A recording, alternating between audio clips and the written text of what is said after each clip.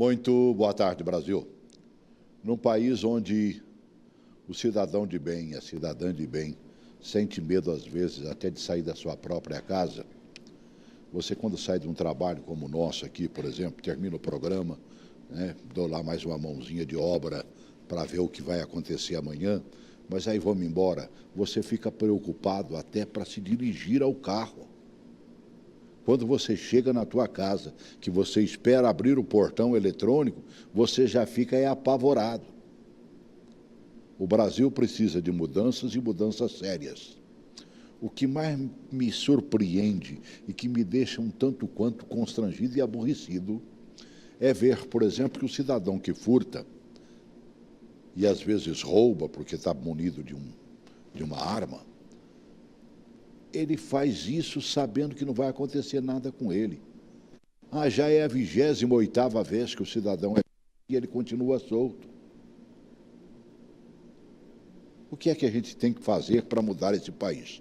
Há uma promessa real que veio da época da candidatura do atual presidente Bolsonaro, e ele trouxe para o seu Ministério da Justiça um cidadão que mostrou serviço na Lava Jato. Você pode até ter suas contrariedades com ele, mas o Brasil tem que aplaudir de pé tudo aquilo que foi feito, que pela primeira vez a gente viu a autoridade desse país ser chamado a justa, a dona justa. E o Moro apresentou agora algumas mudanças que ele analisa, são propostas sérias, que ele analisa necessárias para começar a encurtar o caminho do bandido e a cadeia. E quando eu digo bandido, é o cidadãozinho que toma o teu celular no meio da rua, é o cidadão que invade um comércio, é o cidadão que apronta de madrugada, e também o colarinho branco. Todos. No programa de hoje eu me proponho, juntamente com os convidados, a fazer um pouquinho de análise, principalmente na vertente que fala mais de perto a população, destas pessoas do Moro. Estou recebendo aqui Leandro, procurador da Fazenda. Seja bem-vindo. É a primeira vez aqui, né, Leandro? Primeira vez. É um prazer estar com você também aí, né? E que eu possa estar esclarecendo alguns pontos e a gente podendo estar conversando aqui sobre esse tema tão importante. E trabalhando na área da Fazenda, com certeza você deve saber o que é Caixa 2, né? Que é uma das coisas que o Moro quer bater de frente. Com certeza. Também, para tratar desse assunto, eu sempre tenho a presença aqui do meu amigo Yuri Melo, jurista. Seja bem-vindo mais uma vez, Yuri. É um prazer muito grande estar aqui com você, Celso. Um abraço a todos os telespectadores. E um prazer estar ao lado aqui do meu amigo já de longas décadas, doutor Leandro Bueno, para tratar de tema absolutamente importante em discussão hoje na sociedade brasileira. Por que se fala em criminalização do Caixa 2? O que acontece? Nós temos uma situação até hoje em que ele muitas vezes não tinha esse crime chamado Caixa 2. Ele muitas vezes era colocado ali como uma falsa declaração, no caso. Então, o que o projeto apresentado pelo ministro Sérgio Moro buscou fazer? Ele previu, então, agora a figura realmente de um crime chamado Caixa 2, né, com a possibilidade, então, de penas que vão variar de 2 a 5 anos. Né? Então, o que é o Caixa 2, para ficar claro? Seria aquela contabilidade paralela a que é apresentada à Justiça Eleitoral. Então, o candidato, muitas vezes, ele apresenta ali na Justiça Eleitoral os seus gastos, mas, paralelamente, ele tem um gasto por fora, digamos assim. Você viu que quando aparece um dinheiro torto aí, o cidadão, a primeira coisa que ele fala né? Não, foi no Caixa 2. O Caixa 2. Porque o Caixa 2 não punia o cidadão, né? Exatamente. Agora vai ter punição, então, punição de se aprovada, evidentemente, sim, a mudança que o Moro quer. Alguns já estão até achando meio um pouco complicado no Congresso, se aprovado isso, ou pelo menos eles talvez apresentem uma emenda no sentido de tentar anistiar os anteriores, do tipo, os fatos anteriores, anistia. Daqui para frente...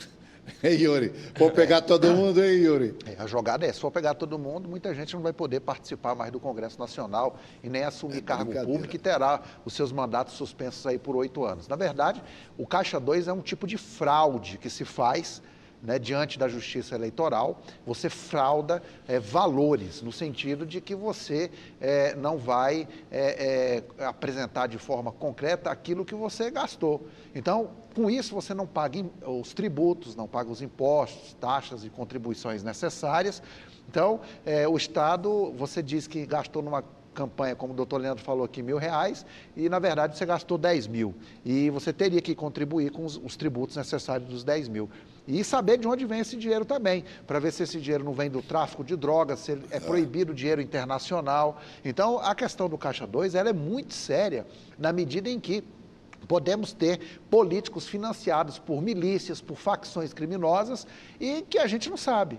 Então, a extensão do Caixa 2, agora que está sendo criminalizado, na proposta do ministro Sérgio Moro, ela é fundamental para um clareamento da questão política e dos candidatos aqui no Brasil. É porque o dinheiro chega no torno também, não chega um manifesto sobre ele lá dentro do Ministério da Fazenda, né? Verdade. Não fará parte, com certeza, da declaração do final do ano, né? E outro ponto que eu acho interessante sobre essa questão do Caixa 2, você vê como é que esse projeto foi colocado, não só o político que fez Caixa 2, mas os próprios líderes partidários, o projeto prevê punição para eles também. Porque, às vezes, o Caixa 2 não é só o político que fez, mas os líderes daquele partido. Então, também há uma previsão de punição nesse projeto. Então, realmente veio para endurecer, de fato, uma situação que até agora... Já que você está falando, por exemplo, né, a punição e tudo mais, o Moro parece que quer botar o dedo na ferida também sobre a prisão de segunda instância, o Yuri. Essa questão da prisão de segunda instância... Inclusive o STF está para julgar isso aí, né? Na verdade, já é um comando dado pelo Supremo Tribunal Federal, né? Tivemos intensa polêmica nesses últimos 2 anos, se ela é aplicada ou não, e de fato é aplicada, mas por entendimento do Supremo, vamos chamar isso de jurisprudência do Supremo, em que os demais juízes deveriam segui-la, os juízes em graus inferiores. Então, para acabar com essa briga, com essa celeuma, ele está transformando isso em lei, né? Ele está pontuando que isso pode acontecer ou não, independentemente de, digamos, o cidadão foi condenado em segunda instância, ele pode ser preso. E acaba com a possibilidade do cidadão recorrer para instâncias superiores sobre a legalidade daquela prisão ou não. Então, se o tribunal decretar a prisão do cidadão, já para ele cumprindo temporariamente, mesmo não transitado em julgado o processo, ele já pode ficar cumprindo aquela pena ali. Agora, uma coisa que me chama a atenção, como se trata de cumprimento de pena já definitiva, então, caso haja um erro judiciário, caberia uma indenização por perdas e danos morais. Tem isso também. Porque na prisão provisória, há entendimento de que não cabe indenização por perdas e danos morais. A probabilidade de erro numa segunda instância existe? Você acredita nisso? Realmente é bem difícil, né? Em que sentido? Primeiro, já houve uma investigação no âmbito policial, né, o inquérito. Aí, depois, houve a apresentação de uma denúncia pelo Ministério Público. Houve, então, um juiz, posteriormente, dando uma sentença, confirmando ali a autoria e materialidade de um crime. E depois, ainda foi levado a uma segunda instância, onde um grupo de desembargadores entendeu como também provada aquela culpa do réu. Então, realmente é uma situação bem difícil. Agora, um ponto, rapidamente, que eu gostaria de colocar, que eu achei muito interessante sobre esse tema, é que o projeto também prevê a suspensão da prescrição nesses casos. Ou seja, se você, por exemplo, é uma pessoa rica e tem condições de ficar recorrendo para o STJ, para o Supremo, para tribunais, querendo ali travar o seu processo para não começar o cumprimento de pena, o projeto agora determina o quê? A suspensão dessa prescrição. Então, hoje, na prática, se esse projeto for aprovado, o fato de você querer entrar com N recursos, isso não ocorrerá a prescrição. Então, é bem interessante esse ponto. Numa das regras que o Moro, inclusive, fez um pequeno comentário antes de apresentá-las e tudo mais, e eu aproveitei e separei aqui em 8, 10 vídeos, né, todos pequenos, com exceção de 2 que fala, possivelmente esse da prescrição falando mais, né, porque são coisas que dizem mais diretamente à população brasileira. A população está preocupada com a segunda instância? Tá. A população está preocupada aí com prisão e criminalização de Caixa 2? Eu diria que sim, porque sabe que aí navega a corrupção. Mas a população está querendo viver feliz. E aí ele entrou e mergulhou em alguns assuntos que tem que ser tratado muito seriamente. Regime fechado para crime de roubo. Coloca aí o Moro falando aí uns minutinhos, uns segundinhos. Também estamos estabelecendo regime inicial fechado, tá? Regime inicial fechado para crime de roubo com arma de fogo. Pela legislação atual, eventualmente isso não é imposto. A pena fica abaixo do montante necessário para o regime fechado. Nós estamos estabelecendo isso como regra. O maior pânico do cidadão brasileiro é ser vítima de um roubo, e que o pior, de um roubo muitas vezes seguido de morte, nas ruas. Precisa ser mais rigoroso com esse tipo de crime. A população quer que as ruas fiquem mais seguras, não se resolve tudo pela lei, mas parte se trabalha com a lei também. Se tem que mexer na lei, tem que ser mais rigoroso para esse tipo de crime. Essa é uma verdade, né, mano? Não tenha dúvida. Tem como não mexer numa história dessa? Eu queria... É o que falam, o cidadão tem uma ficha corrida que eles falam, né? Sim. Folha corrida. Isso. Que parece um rolo de papel higiênico. Você joga aqui, ó, de tão longa que é. Meu Deus do céu. Fala, Yuri. Pois é, na verdade, antes de esclarecer aos amigos e amigas telespectadores que estão nos assistindo aqui, que o ministro Sérgio Moro, ele mexe num projeto só em 14 leis, tá? Que vão... Nós já falamos em duas e eu vou mostrar mais um bocado aqui. 14 leis. Mexe em lei de entorpecentes, lei eleitoral, Código de Processo Penal, Código Penal. Enfim, ele dá uma mexida geral nesse projeto só. Essa questão do crime de roubo, ela realmente é muito séria. A pena vai de 4 a 10 anos, mais ou menos. E o roubo é diferente do furto à medida que o roubo acontece com violência. É diferente, porque o furto você tira ali, esconde. Então, existe a violência. E a pena realmente, às vezes, em alguns casos, ela é fixada abaixo daquele valor de pena que é fixado no Código Penal, que justifica um regime semiaberto. Então, a partir de agora, houve um encrudecimento do regime inicial de cumprimento da pena, que é o regime fechado. Né? Então, assim, essa é uma boa ideia também, porque os roubos e furtos hoje no Brasil praticamente dominam a seara das estatísticas criminais. É o que nos deixa exatamente com medo de sair de casa, mano, velho. Exatamente. Quase sempre o cara está lá berrado. Meu Deus do céu, você já sai apavorado. Eu gostei também que ele mexeu, por exemplo, e ultimamente, até porque mudaram a figura do chamado crime hediondo, acrescentando alguns tipos de crime, transformando-os em hediondo, né? E ele falou sobre o crime hediondo com morte. Coloca aí. Outra situação específica. Esses tempos, um brasileiro foi condenado na Espanha porque havia assassinado uma família de brasileiros e esquartejado toda a família. Condenação na Espanha, prisão perpétua. Espanha é um Estado democrático de direito. É um país com uma legislação avançada que protege não só os direitos das pessoas, mas como as liberdades. Não é um governo autoritário. Aqui no Brasil, as pessoas muitas vezes se sentem satisfeitas, com razão, porque homicidas qualificados ou pessoas responsáveis por crimes atrozes ficam menos de 10 anos na prisão. Tem que endurecer em relação a esse tipo de criminalidade. O que nós estamos estabelecendo é que, em caso de crime hediondo, com resultado morte, só há progressão da pena com 3/5 de cumprimento dela. Vai melhorar bastante, hein, Leandro? Porque atualmente... O cara pratica um crime, amanhã ele está quase solto. Só para que o nosso telespectador saiba, né, atualmente o prazo 2/5 apenas da pena. Né? Passa rápido, né? Passa rápido. Então você vê que, pensando, por exemplo, um homicídio simples, ele pega até, no caso, 12 anos e de um homicídio qualificado de 12 a 30. Então você, pegando só 2/5 da pena, você vê que rapidamente ele pode conseguir já ir para a rua, né? Ainda mais se ele, por exemplo, trabalhar ali dentro do presídio, ele pode ainda ter abatimento de pena. Então, tem vários tipos de benefícios penitenciários. Então, nesse sentido, é que eu acho que essa mudança do ministro foi muito importante, né, no sentido de endurecer mais para 3/5, né? Então, mudou de 2/5 para 3/5. Parece que não, mas muda bastante. Você pega uma pena de 30 anos, hein, Yuri? Né? Era 2/5. 2/5. 2/5. Né? Então... De 30 anos, dividido, era 6, daria 12 anos. Sim. Né? Mudando para 3 quintos. 3 quintos, quer dizer, você já vai dividir, são 10, são 20 anos, né, mano, velho? Muda... 30, né? Meu Deus do céu, brincadeira. Vai né? ficar um bom tempo preso no regime fechado, hein?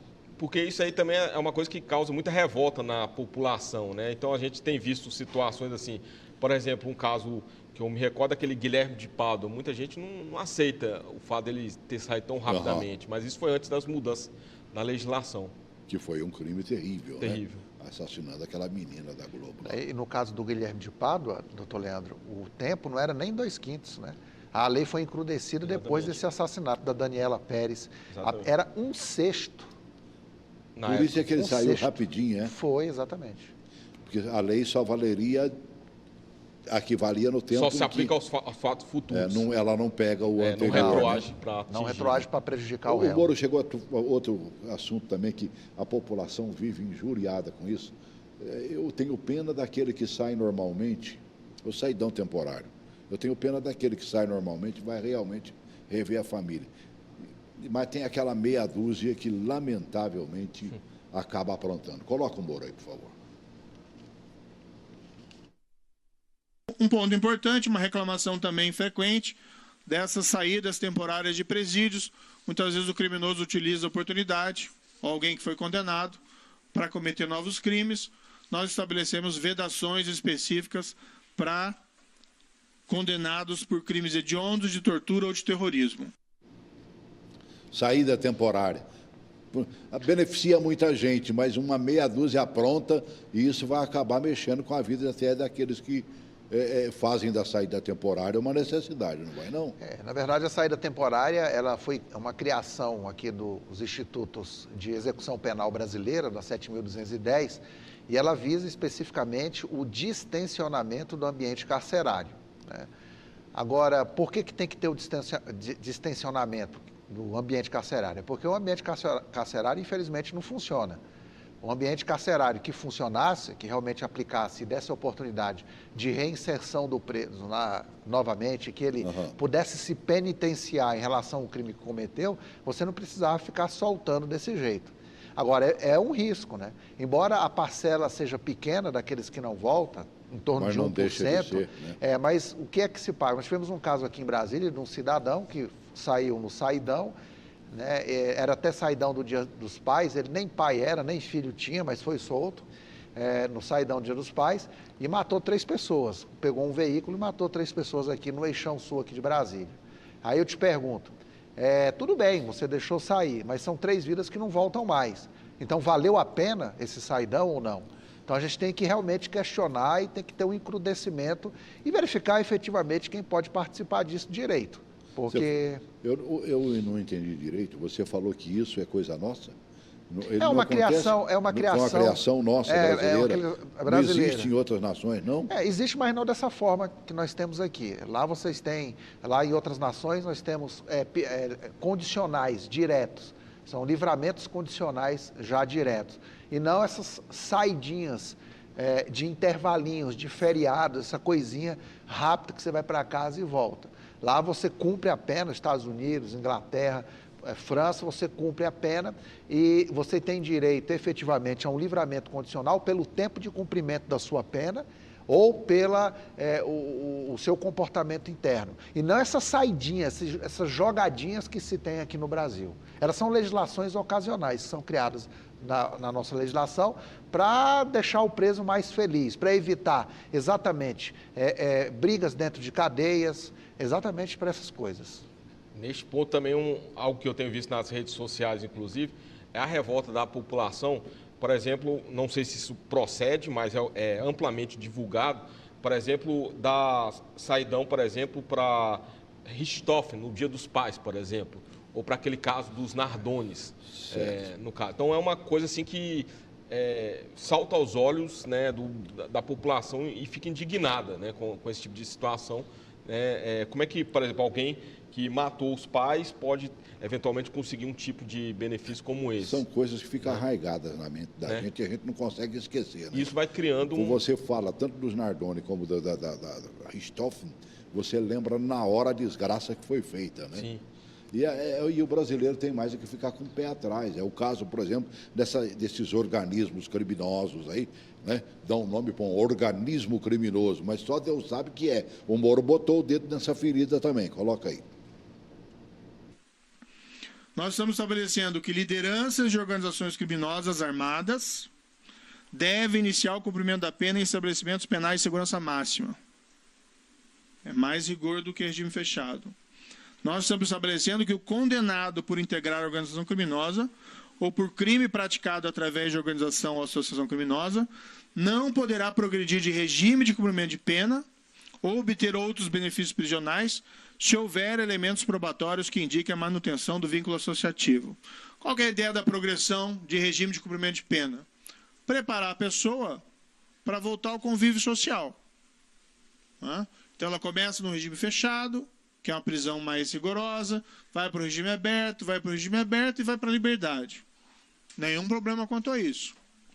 Entretanto, é de todo óbvio que se o condenado é membro ativo de uma organização criminosa, ele não tem condições de ser colocado em liberdade, de progredir de regime. Você quer colocar fora da cadeia alguém que tem aptidão para reinserir-se no corpo social sem praticar novos crimes. E você não quer colocar um soldado do crime organizado em liberdade. Então se estabelece isso, e na nossa avaliação isso transmite um recado importante para membros de organizações criminosas de que a escolha em permanecer membro tem o seu ônus, que é a impossibilidade da progressão de regime. E em cima dessa organização criminosa tem sempre também o lado financeiro, né? Que a gente não pode perder de eixo. E esses caras são donos do mundo, não são, não? Sim. Inclusive, nesse projeto ele trouxe a ideia de também penalizar aquelas pessoas que usam da violência para intimidar, no caso, que é os casos das milícias. Inclusive, ele fez menção explícita a elas, né, como também parte dessas organizações. Mas, a meu ver, a mensagem principal que ele colocou e de forma bem clara o ministro, foi de que não é possível alguém ser preso, um chefe de organização criminosa, e continuar operando ali de dentro do presídio, como a gente tem visto, às vezes com todo celular, dia, outro dia também, fazendo né? churrasco, mandando matar, como a gente viu recentemente no Ceará, vários atos criminosos, uma sequência, mais de 200 atos por determinações vindas de dentro do presídio. Então, se isso ficar constatado, o projeto é bem claro que não poderá haver progressão de regime para esse condenado. Eu acho, nesse sentido, bastante positivo essa mudança. Ele aproveitou até, Yuri, e fez logo em seguida um conceito de organização criminosa. Eu gostaria de ouvir, e aí o comentário seu, né, em cima disso, e do Leandro também. Coloque aí essa próxima fala do Moro, por favor. Também uma alteração importante, nosso ver, diz respeito ao conceito de organização criminosa. Nós praticamente mantemos a conceituação atual, mas nós nos baseamos em uma construção do Código Penal italiano, artigo 416 bis do Código Penal italiano, que descreve a associação criminal do tipo mafioso, em que eles basicamente, se os senhores e senhoras forem pesquisar o dispositivo, descreve o que é a Cosa Nostra, e nomina especificamente algumas organizações criminosas que se enquadram no dispositivo. No caso italiano, a 'Ndrangheta e a Camorra. E a Cosa Nostra eles têm por implícito pela descrição no tipo penal. O que nós quisemos fazer bem, nós temos as nossas organizações criminosas, algumas conhecidas nominalmente, vamos então deixar claro na lei, como se diz lá, crystal clear, que essas organizações são organizações criminosas, também com o objetivo de um efeito preventivo. Então, considera essa organização criminosa, etc, etc, etc, organizações que se valham da violência ou da força de intimidação do vínculo associativo para adquirir, de modo direto ou indireto, o controle sobre a atividade criminal ou sobre a atividade econômica, como o 1º Comando da Capital, Comando Vermelho, Família do Norte, 3º Comando Puro, Amigo dos Amigos, milícias ou outras associações como localmente denominadas. Já pensou? Só essas que ele citou aí, meu Deus do céu. Ele usa um termo, ele gosta muito do direito americano, né? Ele usa crystal clear, né? E é interessante, é uma forma de pensar diferente a questão da organização criminosa, que antigamente a gente conhecia como quadrilha ou bando, não é? E aí teve essa evolução no conceito, preserva-se o conceito e evolui mais ainda, mas está implícito também dentro desse ponto do encrudecimento penal, uma coisa também do direito penal americano, de execução penal americana, que são as supermaxes. As supermaxes são diferentes do regime disciplinar diferenciado que se tem aqui hoje no Brasil. E implicitamente, dentro desse tópico que ele falou, nós estaríamos criando aqui no Brasil superprisões. Essas superprisões, você ficaria preso, não vê nem a entrada do sol entrar dentro da sua cadeia. O regime é realmente muito duro, não é igual ao regime disciplinar diferenciado, é 5 vezes mais duro que o regime disciplinar diferenciado, e nós teríamos que ver também disponibilidade no orçamento federal para a construção dessas supermaxes, essas superprisões federais, para pegar esses membros de organizações federais, que ele mesmo diz, o ministro, que são pessoas que estão ativas e, caso sejam colocadas na rua, podem realmente enveredar de forma mais intensa o mundo do crime. Então, acho que dentro da cadeia eles já estão fazendo isso. Então, nós teríamos aí a criação da Supermax. Agora tem que ver como é que isso vai ser colocado. Será que tem jeito? É bastante complicado, né? Agora, o que eu achei assim, interessante nessa proposta que a gente acabou de ver no caso foi o seguinte: quando começaram, por exemplo, as operações da Polícia Federal, elas não tinham nomes como tem hoje, operação tal, operação tal. Uhum. Então, eram só as operações da Polícia Federal. Quando você denominou as operações, aquilo ali ficou mais fácil de você identificar. Então, você fala assim, Operação Minotauro, por exemplo. Então, você sabe que se refere àqueles crimes. Então, eu acho que no momento que você pega a gente viu várias organizações criminosas e coloca o nome delas na legislação, isso fica mais claro o combate a elas. Eu entendo dessa forma. Por quê? Porque fica mais fácil a identificação. Senão fica muito, às vezes, num caso subjetivo. Será que aquela pessoa pertenceria a uma organização criminosa? Não. Então, no momento que faz isso, e é uma coisa que já existe, como ele colocou bem no Código Penal italiano, isso aí eu acho que é uma boa importação que nós temos no sentido de trazer uma identificação mais clara dos inimigos a serem perseguidos ali, né, nesse combate à criminalidade. Tem que fechar o cerco em cima desses caras. Exatamente. Né? Porque está correndo frouxo, né? Os caras mandam, desmandam de dentro da cadeia aonde estão. O Ceará que o diga neste momento, que é o caso mais recente que nós temos, os caras mandam e comandam, brincadeira, né? E saem na rua armados, saem com tudo que tem direito. O Moro está pensando nisso também, na questão de uma proposta, no momento em que o governo fala do cidadão poder ter uma arma, a gente tem que pensar no desarmamento daquele cidadão que só usa a arma para ir para a rua e aprontar com a cara da gente. Coloque aí, por favor. Uma proposta de alteração do Estatuto de Desarmamento. Aqui é a única proposta de incremento de pena do projeto, tá? Que é uma reclamação das autoridades policiais, é preciso tirar pessoas armadas da rua. Tá? Há uma reclamação de que a polícia prende e elas logo são colocadas em liberdade. Em parte porque as penas realmente do Estatuto de Desarmamento são modestas para esse tipo de crime.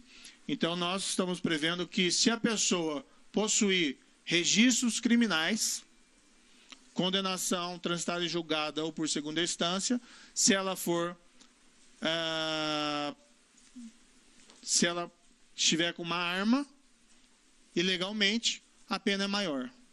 Tá? A pena é aumentada na metade. O objetivo é tirar pessoas armadas indevidamente da rua. Tem que prender, acima de tudo, né? Não deixar ele ir lá, faz a fichinha na delegacia e daqui a pouquinho já está na rua de novo, fazendo exatamente a mesma coisa. Talvez o único trabalho que ele vai ter é conseguir uma outra arma, mas não falta quem esteja com ela prontinha para vender para ele ou entregar parcelado lá. Não é verdade? É verdade. E se a pena é baixa, ela se enquadra dentro daqueles requisitos que são soltos na audiência de custódia. Então é solto ali mesmo, 24 horas depois está solto. Essa questão do armamento no Brasil é tão séria porque, infelizmente, quem está altamente bem armado são os bandidos, as pessoas do mal. Essas estão bem armadas, com fuzis, granadas, armas de grande calibre, de pequeno calibre. E nós somos, né, pessoas do bem, reféns dessas pessoas do mal que andam armadas. Então, quem tem que ser desarmado não são as pessoas do bem. Quem tem que ser desarmado são as pessoas do mal, né? Que são esses bandidos que atiram na cabeça das pessoas à torta e direita. E eu acho que nesse projeto também deveria ter sido colocado algo em torno da Lei 8.069/90, que fala sobre a questão dos menores.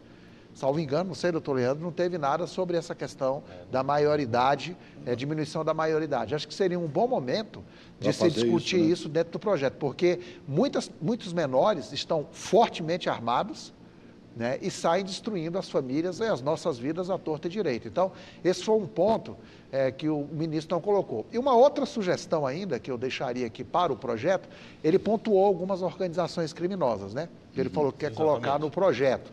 Então, teria que deixar um dispositivo, uma linha ou um parágrafo, uma linha, alguma coisa assim, nesse artigo que ele pontua isso, em aberto para que se colocasse outras organizações criminosas à medida do tempo que fossem aparecendo. Porque senão você vai ter que ficar criando lei para colocar nome de organização criminosa. Então, deixar em aberto, além daquelas pontuadas por ele, caso aparecer outra organização criminosa, ela já ser inserida automaticamente no contexto do crime de organização criminosa. Então, acho que isso aí também é importante para não deixar fechado as portas caso outras apareçam. Então, esses dois pontos ficaria uma sugestão minha aqui, e também essa questão dos menores que andam armados aí na rua, matando e trucidando pessoas à torta e direita. Eu acho que nesse projeto, salvo engano, não tem nada nesse sentido para os menores. Ele está disposto a conversar, né, e abrir o leque, né? Parece que estão querendo criar uma frente específica lá dentro do Congresso Nacional nesta área da segurança, isso é de suma importância. Ele já esteve lá agora, conversando os governadores também com os governadores, agora com parlamentares. Isso tem que ser discutido porque está afetando a vida de todo mundo, do pequeno ao grande, não é? Meu Deus do céu. Exatamente, a gente pensando assim, são 68 mil mortes por ano, é uma guerra civil, né? E o que torna ainda mais, eu diria assim, vergonhoso para o nosso país é que a maioria absoluta desses homicídios não são esclarecidos pelos fatos. Então, é realmente assim, então imagine, a pessoa morre ali e não se sabe quem matou. Então, essa é a total falência do Estado, né? Então, realmente, e também a quantidade exponencial do aumento de drogas no nosso país realmente chamou muita atenção nesses últimos anos. Uma coisa também que o Moro falou e que me chamou a atenção é sobre o confisco de bens. E ele usou até a figura que tem sido usada muito pelos propineiros do Brasil, né? Entra a propina, ele vai lá e compra um quadro de um pintor famoso, que custa milhões e milhões e milhões, e bota lá na parede dele, está lá bem guardado, e ele tem aquele dinheiro na hora que ele quiser, porque a revenda é pacífica e acontecerá, o máximo que vai acontecer, você ter que fazer um leilão. Mas tem sempre alguém interessado. Coloque ele falando aí sobre esse confisco de bens que quase sempre vem do dinheiro sujo mesmo.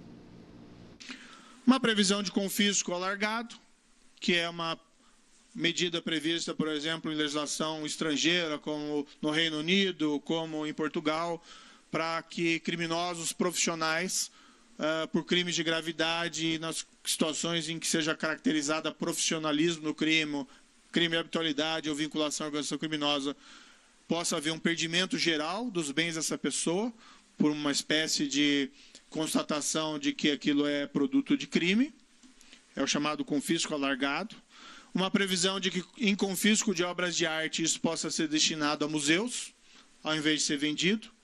Isso é decorrente de uma experiência da Operação Lava Jato, em que foram apreendidas várias obras de arte.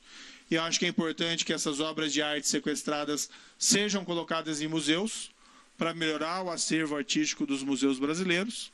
Então, estamos prevendo também isso expressamente. E tem mais que tomar todo mesmo, né? E no caso das obras de arte, vai para os nossos museus. Corretíssimo, viu? É uma bela de uma saída. Eu vi uma outra fala dele aqui agora, que entra naquela área que você citou antes, da prescrição. Certo. Que é muito séria, né? Vamos colocar e você já entra comentando, né? Regras sobre prescrição. Coloque aí. Algumas regras para prevenir prescrição. Vamos colocar claro, o processo penal tem que acabar ou com a absolvição ou com a condenação. Prescrição revela apenas falha do sistema. Não tem porquê nós temos tantas regras generosas sobre prescrição, nós fazemos ali modificações pontuais para evitar esse tipo de problema. Comenta um pouquinho em cima disso aí, a necessidade de que se faça isso. O que acontece? Se a gente for dar uma olhada no Código Penal atual, quando o juiz profere a sua sentença em primeira instância, ocorre o que a gente chama a interrupção do prazo da prescrição. Vamos explicar melhor. Isso. Imagina que aquele crime ali tem uma pena de... a prescrição dele seja de 12 anos. Quando o juiz profere a sentença dele em primeira instância, aquele prazo é zerado e começa a contar de novo o prazo para mais 12 anos. Então, aquele processo ele tem que se encerrar até aqueles 12 anos. Então, o que acontece e, em alguns casos, gera impunidade? A pessoa tendo recursos ou um advogado que possa estar ali entrando com inúmeros recursos sucessivos nos tribunais superiores, aquilo vai acabar o quê?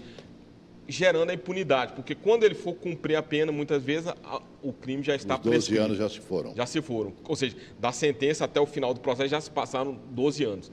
Então, nesse caso, o que o projeto traz de novidade? Naqueles recursos que venham nos tribunais superiores, ou seja, encerrada a primeira e a segunda instância, os recursos posteriores que a pessoa queira recorrer, aquilo ali estará suspenso o prazo da prescrição. Então, é como se tivesse corrido 4 anos, para-se ali a contagem e ele pode continuar a recorrer para os tribunais superiores. Então, assim, na prática, sendo aprovado isso, eu poderia dizer para você o seguinte, que dificilmente haverá impunidade pessoa querendo utilizar-se de recurso em tribunais superiores. Eu acho que isso é muito importante. E é o que tem sido feito todo dia e outro dia também no Brasil, não é, Yuri? Eu concordo também. Apenas para esclarecer ao amigo telespectador, né, e amiga que aqui nos assiste, e nem todos são da área jurídica, apenas só para esclarecer o que é prescrição. Prescrição, trocando em miúdos, resumidamente, é um tempo que o Estado tem para julgar o seu caso, julgar qualquer processo criminal, com a decisão finalizada, ou de absolvição ou condenatória, como disse o ministro Sérgio Moro. Feita essa ponderação, eu tenho pelo Instituto da Prescrição no Código Penal Brasileiro como uma forma de você escapar sem ser punido. Porque você utilizava o tempo do Estado, ou a falha, o fato do Estado não poder resolver ali por uma questão ou outra, e o processo não pode ficar por uma questão de segurança jurídica a vida inteira aberto. Então, ele tem esse prazo. Então, muitas vezes não resolvia nesse prazo, não dava tempo para o judiciário julgar. Então, se não julgou naquele tempo previsto lá, aí o cidadão era extinta a punibilidade dele. Eu acho que com essas novas regras aí de suspensão, eu acho que dificilmente nós teremos prescrição, né, doutor Leandro? Aqui no Brasil, em matéria penal, pelo menos em matéria penal especificamente, por conta de recursos protelatórios ou procrastinatórios. Ele falou também de um crime de resistência. Coloco falando aí, eu sinceramente eu não manjo nada da área jurídica, né, queria que os amigos comentassem. Crime de resistência. Crime de resistência. Qual que é a ideia aqui? Nós ouvimos muito que muitas vezes a autoridade policial faz uma diligência em um local dominado por organização criminosa e numa infeliz troca de tiroteio acaba havendo uma vítima, um terceiro inocente ou eventualmente um policial. Claro que tem que se evitar esses confrontos armados ao máximo, porque é um risco de dano colateral grande ao policial, ao terceiro e, de certa maneira, ao próprio criminoso, né? Ele tem que ser preso e não ser morto. Mas, enfim, muitas vezes quando acontece o resultado morte do policial ou de um terceiro, isso vai ao tribunal do júri. E há um manifesto receio de jurados de condenarem pessoas que trocaram tiros com autoridades policiais, muitas vezes também vinculados a organizações criminosas. Então, a ideia foi, utilizando o crime de resistência, criar um tipo penal à semelhança do crime de latrocínio, para que isso possa ser julgado fora do tribunal do júri. Explica, Yuri. Olha, ele está criando um tipo penal diferenciado aí, que tem a ideia de proteger mais o próprio tribunal do júri mesmo, aqueles que vão fazer o julgamento especificamente em relação a esses crimes mais graves. É diferente, acredito que a ideia vai ser bastante debatida ainda no Congresso Nacional, para até clarear melhor quais seriam as elementares que iriam compor esse crime de resistência, no sentido de que o cidadão pudesse fazer o julgamento, ou pelo próprio juiz, em primeiro grau de jurisdição, logo direto, né, sem ir a tribunal do júri. Teremos que verificar aí como é que isso vai ficar disposto aí. O pessoal que julga, que está ali, como diz o outro, né? Encarregado disso jurados, tudo, né? O jurado e tudo mais, corre risco também, quer dizer, eles também ficam na linha de ação da bandidagem. O problema é que na sessão lá de julgamento no dia, ele tem condições de saber quem são as pessoas, né? Ali. Esse que é o problema. Então tem aqueles 7 jurados que formam ali o conselho de sentença, né? Na sessão de julgamento, então ele fica de frente ao réu. Então você imagina a situação de medo que um jurado fique se sabe que aquele réu, por exemplo, trocou tiros com a polícia. Então, de haver algum tipo de represária contra ele, né? Ou seja, se aqueles jurados vierem a condenar, eventualmente os jurados ou os familiares sofrer algum tipo de ameaça por parte, às vezes até da organização da qual aquele réu faz parte. Se a gente observar, né, quando há o julgamento, né, tem alguns bandidos que focam o olho, né? Dá medo até na gente que está assistindo em casa.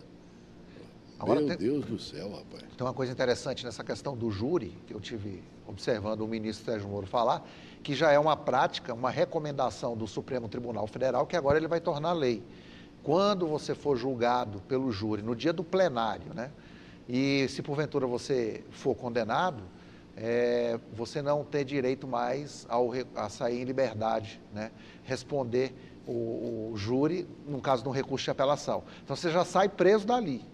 Você já vai sair preso pela pena que você tiver cometido lá, se deu o prazo da pena acima do determinado para a lei para regime fechado, você já sai encarcerado, porque muitas vezes as pessoas iam para o tribunal do júri, o cidadão era condenado, aí entrava, apelava ali mesmo verbalmente e já saía para casa, ou ia no mesmo ônibus com os familiares, como se nada tivesse acontecido. Meu Deus. Então ele transforma essa recomendação que já é praticada nos júris brasileiros, nos tribunais dos júris brasileiros, em lei. Eu achei isso interessante também. Porque esse ponto aí que o doutor Yuri colocou é bem interessante, porque a regra geral aqui no Brasil é que se a pessoa responder o processo em liberdade, ela continua em liberdade. Então você imagina a perplexidade para quem não é da área do direito, ver alguém ali que, por exemplo, matou alguém, foi condenado e aquela pessoa não sair dali presa, né? Qual a mensagem que você passa para a sociedade nesse sentido? E se ele ainda tem tantos recursos ainda que ele poderá interpor posteriormente a essa decisão de primeira instância, então realmente causa uma situação de revolta na população. Uma perplexidade, na verdade. Existe, né? Eu acho que um de vocês, acho que foi o Leandro, né? Andou citando, por exemplo, o Código de Processo Penal, né? E aí ele falou de algumas soluções consensuais sobre o Código. Parece que houve até um ministro do Supremo que facilitou a coisa. Coloca aí. Soluções consensuais para o Código de Processo Penal, né? Em alguns países de língua anglo-saxã, Estados Unidos é um exemplo, 95% dos processos acabam com uma espécie de negociação, o chamado plea bargain. Isso não se confunde com colaboração. Acordo de colaboração, nós já temos na 12.850, foi amplamente utilizado na Lava Jato, é um criminoso que resolve trair os seus pares, colaborar, entregando crimes de terceiros, além do dele mesmo, e por isso ele recebe benefícios. No plea bargain, ele confessa, ele admite e negocia a pena. São duas proposições, uma delas de alteração do 28A, do Código de Processo Penal, para crimes menos graves, com penas até 4 anos, que normalmente são sujeitas aí à prestação de serviço, há uma possibilidade de sequer oferecer a acusação criminal pelo Ministério Público e se estabelecem ali algumas condições. Vamos dizer aqui que é uma proposta boa e, na verdade, isso foi uma sugestão do ministro Alexandre de Moraes. O Alexandre, né? Aí, até na continuidade da fala do Moro, eu estou plagiando. Eu conheço aqui, bem esse mas tema com a aí. permissão dele. Na verdade, ele fala plea bargain, mas tem um outro nome também que chama bargain power, que é o poder de barganha, na verdade. Então, que seriam mais ou menos assim, comparando com as delações premiadas que nós temos aqui, seria mais ou menos esse tipo de negociação que existe em todas as searas do direito americano. Então, esse bargain power estaria sendo, de fato, né, doutor Leandro, regularizado dentro desse novo projeto que seria trazido. É interessante, porque a gente já aplica isso, né, essa questão conciliatória, então acho que no direito penal, com essas divisões de crimes de menor potencial ofensivo, vão ser definidos quais as elementares, mas penso que seja um bom caminho. Até porque, às vezes, você pega um cabeça ou pega alguém e ninguém entrega ninguém, porque não há benefício nenhum. É a barganha. Nesse caso aí, assim, eu considero essa aí uma mudança até da cultura jurídica, na minha opinião. Em que sentido? Até então, quando um Ministério Público recebia ali o inquérito, ali, no caso, ele vendo que havia um crime, havia praticamente um princípio de obrigatoriedade. Ele era obrigado a apresentar uma denúncia. Isso foi um primeiro momento. Aí, o que aconteceu? Posteriormente, veio os chamados crimes de menor potencial ofensivo, que o doutor Yuri citou, que são aqueles até de pena até de 2 anos, a pena dele, pena máxima. Então, nesse caso, admitiu-se fazer uma espécie de acordo ali, ou seja, você cumpriria determinadas condições, se você praticou aquele delito, e o Ministério Público não apresentaria essa denúncia. O que agora está tentando se fazer com essa proposta do ministro Sérgio Moro? Estender isso para os demais crimes que nós temos. Então, isso vai ser uma mudança realmente radical, né? Imagine você ter cometido, por exemplo, um crime de furto, às vezes muito maior, e você poder negociar com o Ministério Público. Então, os promotores terão um poder bem maior nesse sentido de poder ou não fazer esse tipo de acordo, o que é interessante para que o processo acabe logo, né? Assim, no caso, e dê-se uma solução rápida à sociedade. Por outro lado, alguns entendem que isso é dar poder demais ao Ministério Público. Essa é a discussão que vai... Que é uma eterna briga isso aí, né? E ultimamente, então, meu Deus do céu. Exatamente. É brincadeira. O Ministério Público ele teria um poder imenso de não deixar, inclusive, aquele caso se tornar uma denúncia, ou se tornar uma ação penal pública incondicionada. Então, muitos acham que você estaria empoderando demais o Ministério Público, transformando o Ministério Público como se fosse uma justiça prima da magistratura, algo assim, já quase juízes promotores. Então, acho que a discussão no Congresso vai ser, muito bem pontuado pelo doutor Leandro, vai ser bastante abalizada em função desses poderes ao Ministério Público. Mais poderes ao Ministério Público para fazer esse acordo, ou o próprio juiz poderia fazer esse acordo? Nós comentamos alguns tipos, né, das colocações de Sérgio Moro. Eu peguei, evidentemente, porque eu fico pensando em nós, povo, né? Agora, houve mudança, né? Nós comentamos no início do programa, Caixa 2 e outros tipos de coisa mais. Yuri, para a gente começar a encerrar o programa, o que é que está faltando?